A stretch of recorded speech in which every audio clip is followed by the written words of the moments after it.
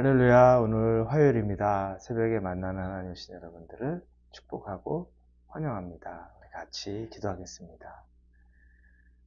오늘 하루를 우리에게 허락하신 하나님 은혜에 감사합니다. 하나님이 우리에게 지난밤에 잘 쉬게 하시고 오늘 하루 또 열심히 살라고 우리에게 선물로 주시는 이 하루를 하나님 자녀답게 살기 원합니다.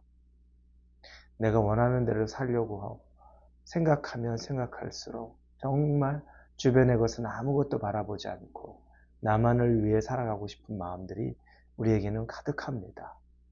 나를 위해 사는 것이 인생의 목적인 것처럼 되어버린 것이 하나님의 말씀을 통해 우리 안에 변화가 있게 도와주시고 나를 넘어 또 우리 주변을 넘어서 하나님의 일들이 넘쳐날 수 있도록 그 계기가 내가 될 수 있도록 인도하여 주옵소서. 말씀이 필요합니다. 그리고 말씀을 적용할 결단이 있어야 합니다.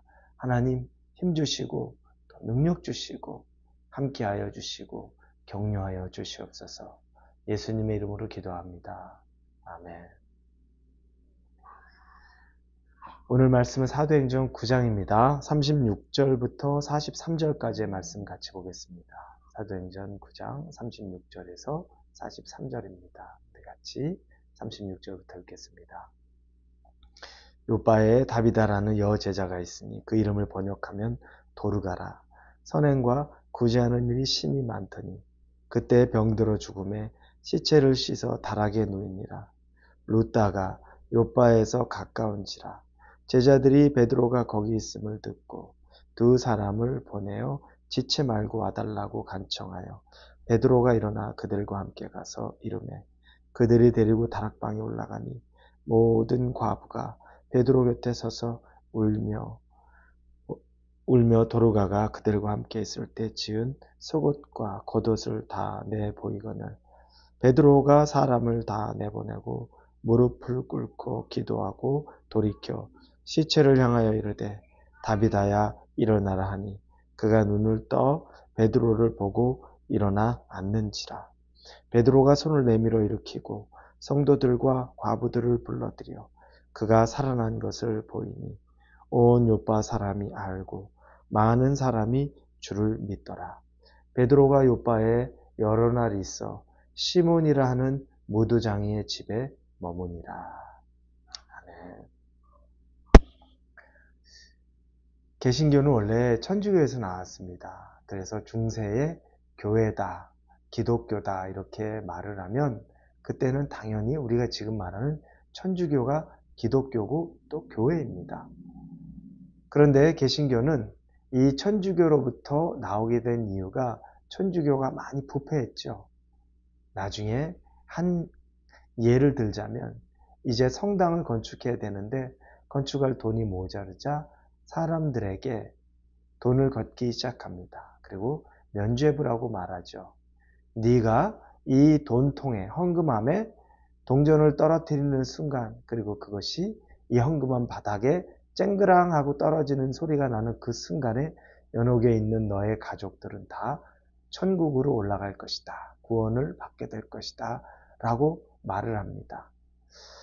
얼마나 부패했고 썩었으면 그 복음에 대한 교리, 구원에 대한 교리가 이렇게 돈을 내면 구원받는다가 돼버린 겁니다. 그러니 사람들이 정말로 연옥에 자기의 부모, 형제, 가족이 있다고 생각하고 헌금을 합니다. 그렇게 해서 그 돈으로 성당, 교회를 지어가고 있었던 거죠. 여러분, 심각한 문제 아닙니까? 이 한 예를 보자면 이 정도로 썩어 있었던 그 당시에 천주교에 대해서 반발하고 그리고 그들에게서 나온 것이 바로 기독교가 됩니다. 그래서 기독교는 철저하게 예수 그리스도에 대한 복음에 대한 그 구원론을 확고히 하고 있는 거죠. 어떠한 행위로도 구원을 받는 것이 아니고 오직 믿음으로만 구원을 받는다. 이걸 그렇게 목숨처럼 여기게 된 이유가 바로 여기에 있습니다. 헌금을 하는 행위 이런 것들로 인해 구원받는 것이 아니라 오직 믿음으로만 오직 예수 그리스도를 믿음으로 구원을 얻게 된다는 것이죠. 자, 이러다 보니까 기독교는 천주교에 대해서 상당히 조금 불편한 마음이 있습니다. 천주교가 하고 있는 일에도 불편해하죠. 천주교는 대표적으로 구제를 많이 하는 종교죠. 그런데 기독교가 이런 연유로 해서 천주교에서 나오다 보니까 천주교의 구제에 대해서 비아냥거립니다. 그렇게 구제만 해서 행위로 해서 구원 얻지 못하는데 라고 이야기하고 비아냥합니다. 왜냐하면 기독교는 거기서부터 갈라져서 나왔기 때문에 그런 마음이 있는 겁니다. 그런데 여러분, 그것이 또 옳을까요? 구제가 잘못된 건가요? 전혀 그렇지 않죠. 초대교회를 보면 여러분, 초대교회, 이 교회는 엄청난 구제를 했습니다.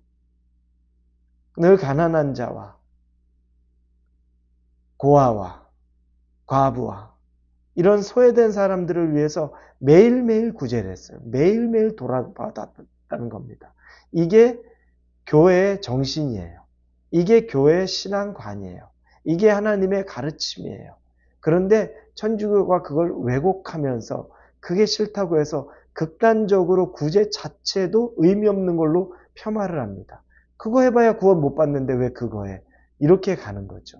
옳지 않습니다. 여러분, 천주교를 받아들이지 못한다고 할지라도 이 구제하는 행위에 대해서 폄하하지 마십시오.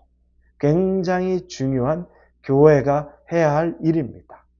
지금도 수많은 가난한 나라들, 대한민국이 그랬고 미국이 그랬고 그들이 했던 것은 뭡니까? 주변을 돌본 거예요. 구제, 가난한 사람들을 돌봤고 더 그 사람들이 지낼 수 있는 병원을 세웠고 학교를 세웠고 이런 일들이 기독교의 중심에 있습니다. 그런데 이런 일들 너무너무 쉽게 생각하죠. 오늘 도르가라고 말합니다. 다비다라고 얘기하는 그 여제자가 있습니다. 이 도르가는 선행과 구제를 많이 하던 여제자입니다. 그분의 주된 사역이 바로 선행과 구제예요. 그러니까 그분이 이제 죽었는데 베드로를 가까운 그분이 있는 곳 시체를 닦아서 다락에 넣어두었는데 베드로가 그 마을에서 가까운 곳에 있으니까 사람들 둘이 가서 거기서 베드로를 청해 옵니다. 그러니까 베드로가 이제 그 마을로 들어왔더니 거기에 있었던 많은 과부들이 울며 이 이야기를 합니다. 도르가가 만들어줬던 속옷이나 겉옷이나 여러분 요즘에는 우리가 옷이 흔하니까 옷을 우습게 여기지만 그 당시에는 겉옷 한 벌이 여러분 재산이에요. 그게 목숨 유지하는 것이고 그런데 그 여인은 속옷이고 겉옷이고 다 이 가난한 과부들을 위해서 옷을 만들어줬던 거예요. 엄청난 구제와 선행을 하고 있던 겁니다. 그래서 그들이 눈물을 뚝뚝 흘리면서 그 사람이 그랬습니다. 그 사람이 그랬습니다. 라고 슬퍼합니다. 베드로가 다락방에 올라가서 도르가여 일어나라 라고 기도하는 순간에 그가 다시 살아납니다. 이건 죽은 사람이 살아나는 엄청난 일인데 그 의미에 담겨져 있는 의미가 무엇일까요? 왜 하나님은 수많은 그 당시에 죽은 사람이 있었을 텐데 왜 도르가를 그렇게 이 내용과 더불어 살렸을까요? 왜냐하면 그 시대에 도르가가 여전히 필요했다는 겁니다. 그 시대에 여전히 구제와 선행을 하는 일들이 필요했다는 거예요. 아직 사명이 남아있다는 겁니다. 그래서 하나님은 죽은 사람까지도 살려서 그 사명을 계속 지속시키게 만든 것이고 이것이 얼마나 귀한 일인지에 대한 본보기를 또 보여주시는 겁니다. 여러분, 이 구제와 선행, 그러나 여기에 담긴 건 무엇이겠습니까? 그냥 겉옷 나눠줬다고, 속옷 줬다고 사람들이. 그래서 그럴까요? 사랑이 있다는 거죠. 우리 사랑하지 않은데 자녀를 사랑하지 않아요. 근데 돈은 많아요. 그러다 보니까 이 자녀에게 돈은 많이 줍니다. 용돈 주면서 밖에 나와서 마음껏 써라. 사랑이 없어요. 그 자녀 어떻게 됩니까? 타락하죠. 부모에게 사랑받았다고 느낍니까? 수많은 용돈을 받을 때 전혀 그렇게 안 느끼죠. 그들은 오히려 버림받은 느낌을 듭니다. 아, 돈 주고 나가라는 거구나. 날 사랑하지 않는구나. 이렇게 느낍니다. 구제와 선행의 밑바탕에는 사랑이 깔려 있었던 겁니다. 하나님은 이걸 원하는 겁니다. 지금 이 시대에도 이걸 해야 된다는 겁니다. 여러분이 이 일을 감당하는 도르가가 되기를 바랍니다. 그리고 우리 교회, 홀리웨이브 교회가 이런 도르가가 많은 성도들이 많은 그 교회가 되어서 하나님을 기쁘게 하고 우리의 주변 사람들을 살리고 세우는 일을 감당하는 교회가 되기를 정말로 원합니다. 여러분이 도르가가 될 수 있기를 여러분 기도하시면서 구제와 선행하시는 일을 아낌없이 사랑으로 하실 수 있기를 바랍니다. 기도합니다. 하나님, 구제와 선행을 사랑의 마음으로 감당할 수 있게 마음 열어주시고 우리의 물질도 열게 하여 주시옵소서. 예수님의 이름으로 기도합니다.